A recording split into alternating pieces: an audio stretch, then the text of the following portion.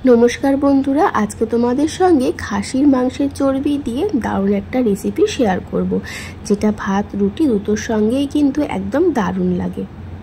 तो देखो निये निয়েছি चर्बी और मसूर डाल। भालो करे चर्बीगुलो धुए छोटो छोटो करे केटे निয়েছি और मसूर डालटाও किन्तु भालो करे धुए नेब। तो एखाने देखो कड़ा बसिए दिएছি, कड़ाई दिए दिচ্ছি সরষের तेल। तेलटा भालो गरम होले दिए दिलाम शुकनो लंका और तेजपाता फोड़न। तारपरे दिए दिচ্ছি दुटो मीडियम साइजेर पेঁয়াজ कुचि। पेঁয়াজটাকে बेश भालो करे भेजे नेब। तो पेঁয়াজটা আমার এদিকে ভাজা, ততক্ষণে চলো একটা পেস্ট রেডি করি। নিয়েছি আদা, টমেটো আর কাঁচা লঙ্কা, যার একটা স্মুথ পেস্ট বানিয়ে নেব। তো দেখো পেঁয়াজটা কিন্তু আমার গোল্ডেন ব্রাউন করে ভাজা হয়ে গেছে। এবারে আমি এর মধ্যে দিয়ে দিলাম ছোট সাইজের একটা আলু কেটে নিয়েছি, সেটা আমি দিয়ে দিচ্ছি। আলুটাকেও পেঁয়াজের সাথে একটু ভেজে নেব। তারপরে আমি যে চর্বিগুলোকে ধুয়ে কেটে রেখেছি ছোট ছোট করে, সেইগুলো আমি এর মধ্যে দিয়ে দিলাম। চর্বিটাকেও একটু কালার চেঞ্জ হওয়া পর্যন্ত এই আলু পেঁয়াজের সঙ্গে একটু ভেজে নেব। গ্যাসের ফ্লেম কিন্তু হাইতেই রাখবো, হাইতে করে একটু ভেজে নেব। তো দেখো চর্বিটাও ভালো করে ভাজা হয়ে গেছে। এবারে আমি দিয়ে দিচ্ছি কয়েকটা রসুন গোটা গোটা রেখেছি, সেই রসুনের কোয়াগুলো আমি দিয়ে দিলাম এর মধ্যে। এই রসুনগুলো কিন্তু পরে বেশ মুখে পড়লে ভালো লাগে খেতে।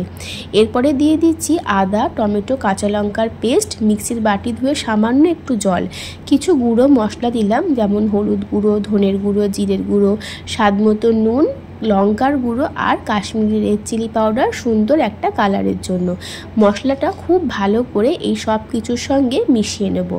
নেওয়ার পর গ্যাসের ফ্লেমটা লো টু মিডিয়ামে করে মশলাটাকে খুব ভালো মতন কষিয়ে নিতে হবে। তো দেখো খুব ভালো করে মিশিয়ে নিয়েছি। এবার গ্যাসের ফ্লেমটা লো টু মিডিয়ামে করে দেখো মশলাও কিন্তু আমি খুব ভালো মতন কষিয়ে নিয়েছি। কালার দেখে বুঝতেই পারছো মশলা খুব ভালো কষানো হয়ে গেছে।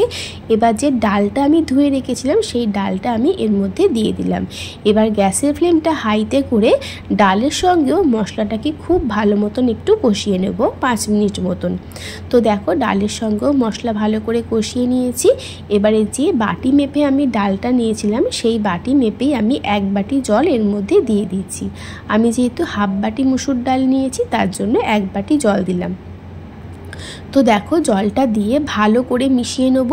নিয়ে গ্যাসের ফ্লেম একদম লোতে করে ঢাকা দিয়ে সেদ্ধ হওয়া পর্যন্ত ওয়েট করব।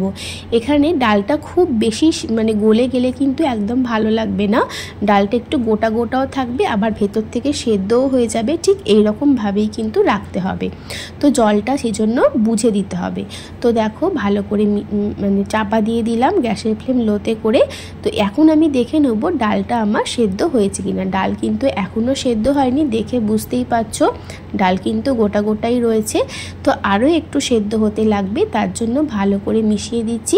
আর খুব সামান্য একটু জল কিন্তু আমি ব্যবহার করেছি। দিয়ে আমি এটা আবারও ঢাকা দিয়ে গ্যাসের ফ্লেম একদম লোতে করে 5-7 মিনিট মতন রান্না করে নেব। দেখতেই পাচ্ছ কতটুকু জল আমি অ্যাড করলাম, খুব সামান্যই কিন্তু জল দিয়েছি। এটা কিন্তু খুব বেশি পাতলা পাতলা হবে না, একটু গামাখা গামাখা হবে রান্নাটা, সেই জন্য জলের পরিমাণটা কিন্তু খুবই কম রেখেছি। আলু একদম সেদ্ধ হয়ে গেছে। আর এই সময় দেখো আমার ডালও কিন্তু একদম সেদ্ধ হয়ে গেছে। দেখো ডাল কিন্তু একদম গলেও যায়নি, আর দেখো গোটা গোটাও আছে, আবার ভেতর থেকেও সুন্দরভাবে সেদ্ধ হয়ে গেছে। ঠিক এই রকমভাবেই কিন্তু ডালটা সেদ্ধ করতে হবে, তবেই কিন্তু খেতে বেশি ভালো লাগবে।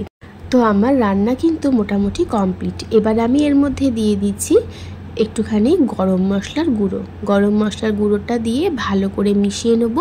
তাহলে চর্বি দিয়ে মুসুর ডাল কষা কিন্তু একদম রেডি। চর্বি দিয়ে আলুর দম, চর্বি দিয়ে অনেক রেসিপি হয়, তবে এই মুসুর ডাল দিয়ে চর্বি কষাটা কিন্তু অবশ্যই একবার ট্রাই করে দেখো। রুটির সাথে ভাতের সাথে কিন্তু একদম দারুণ লাগে। তো দেখো একটা অন্য পাত্রে ঢেলে নিয়েছি রেস্টে রাখার পর 5-7 মিনিট। তারপরে কিন্তু আমার এই রান্না একদম রেডি। বানাতেও খুব কম সময় লাগে, আর খেতে কিন্তু একদম দারুণ লাগে। অবশ্যই রেসিপি ভালো লাগলে তোমরা ট্রাই করে দেখো, আর আমাকে কিন্তু কমেন্ট করে জানাতে একদম ভুলো না আমার এই রেসিপি তোমাদের কেমন লেগেছে। ভালো লাগলে আমার চ্যানেলটা সাবস্ক্রাইব করে দিও, আর এইভাবে আমার পাশে থেকো। তাহলে আজকের মতন আসি।